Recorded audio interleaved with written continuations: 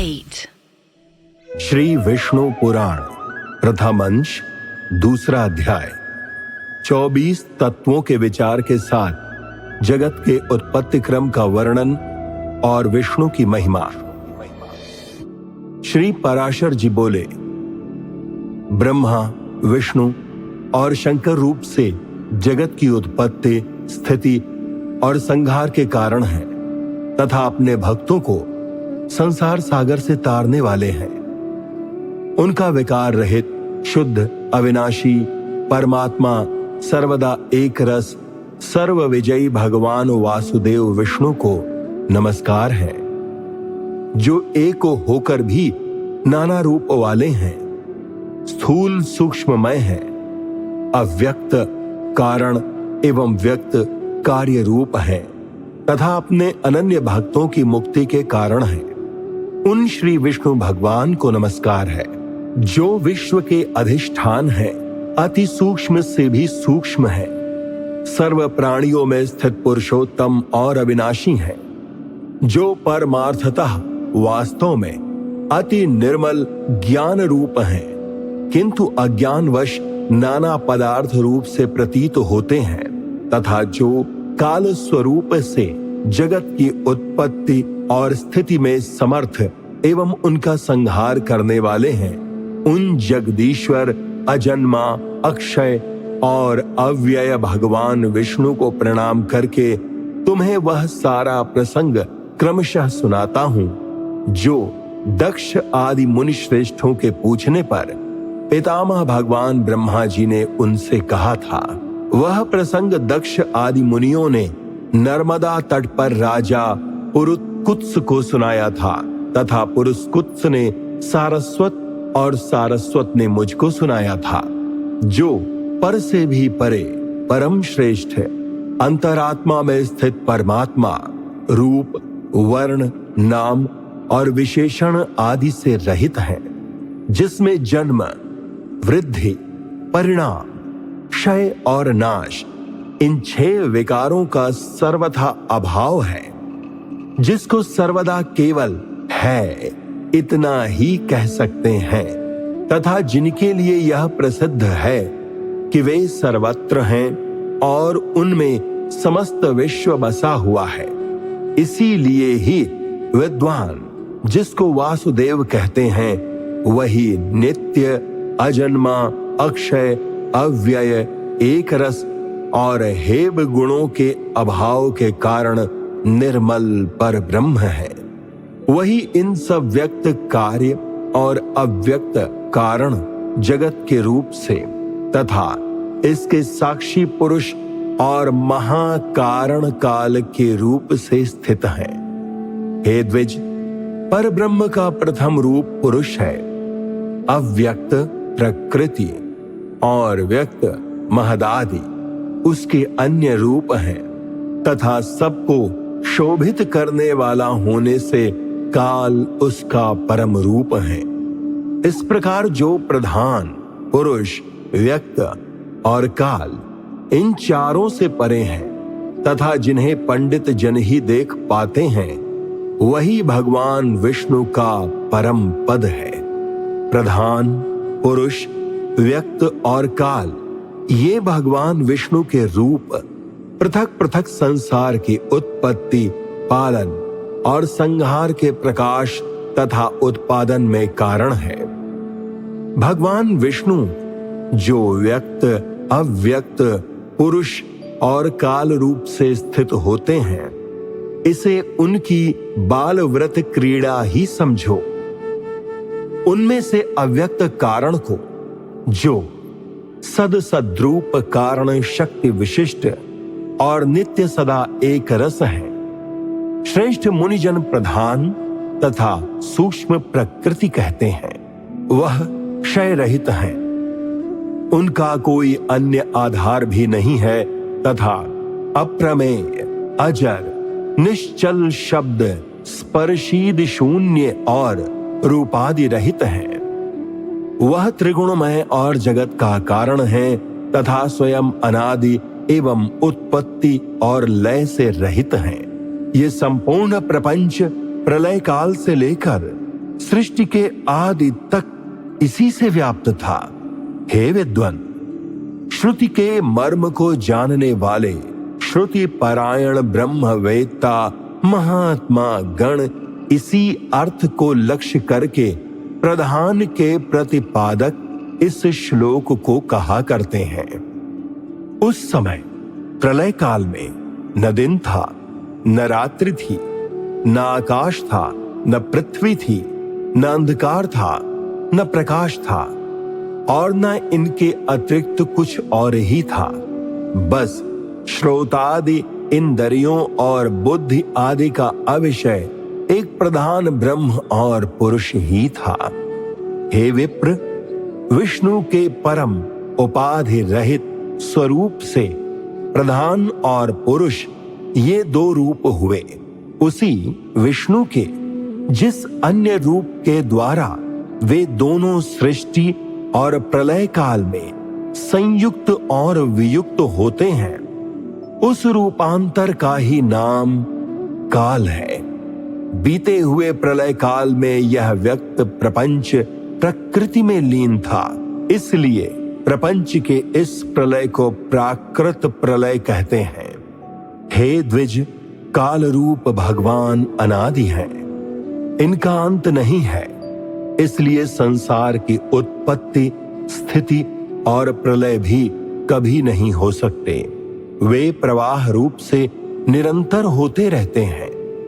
हे मैत्रेय, प्रलय काल में प्रधान प्रकृति के साम्यावस्था में स्थित हो जाने पर और पुरुष के प्रकृति से पृथक स्थिति हो जाने पर विष्णु भगवान का काल रूप प्रवृत्त होता है।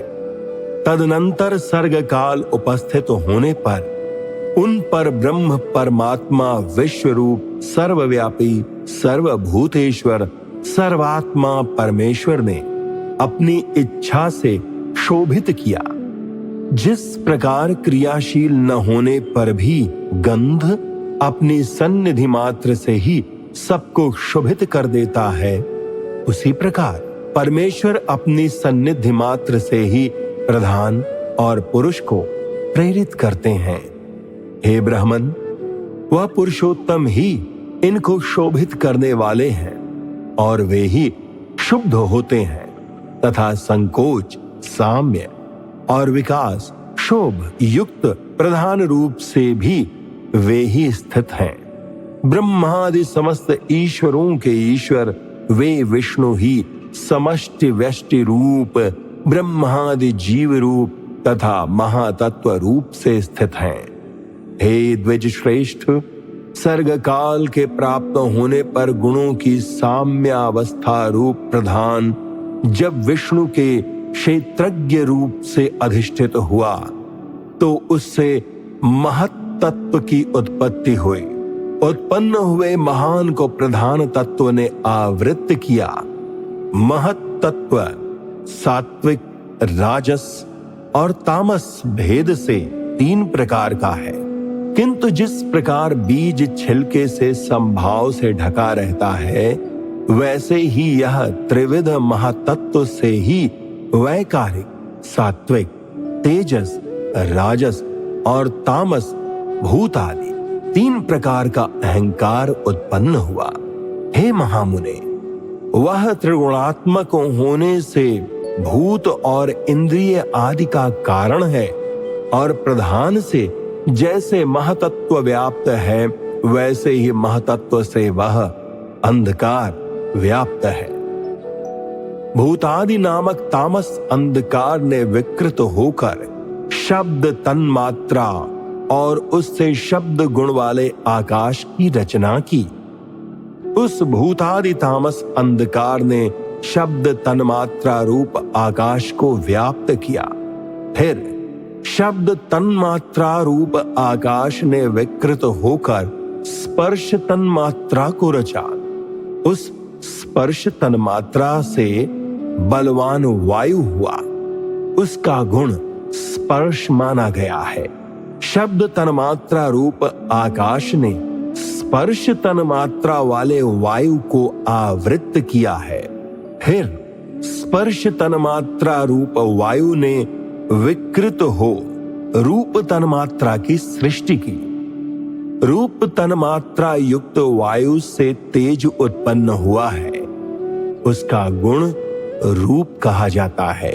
स्पर्श तन्मात्रा वायु ने रूप तन्मात्रा वाले तेज को आवृत किया, फिर रूप तन्मात्रा में तेज ने भी विकृत होकर रस तन्मात्रा की रचना की। उस रस तन्मात्रा रूप से रस गुण वाला जल हुआ। रस तन्मात्रा वाले जल को रूप तन्मात्रा में तेज ने आवृत किया। रस तन्मात्रा रूप जल ने विकार को प्राप्त होकर गंध तन्मात्रा की सृष्टि की। उससे पृथ्वी उत्पन्न हुई है, जिसका गुण गंध माना जाता है। उन आकाश आदि भूतों में तन्मात्रा है, इसलिए वे तन्मात्रा यानी गुण रूप ही कहे गए हैं। तन्मात्राओं में विशेष भाव नहीं है, इसलिए उनकी अविशेष संज्ञा है। वे अविशेष तन्मात्राएं शांत, घोर अथवा मूढ़ नहीं है, अर्थात उनका सुख दुख या मोह रूप से अनुभव नहीं हो सकता।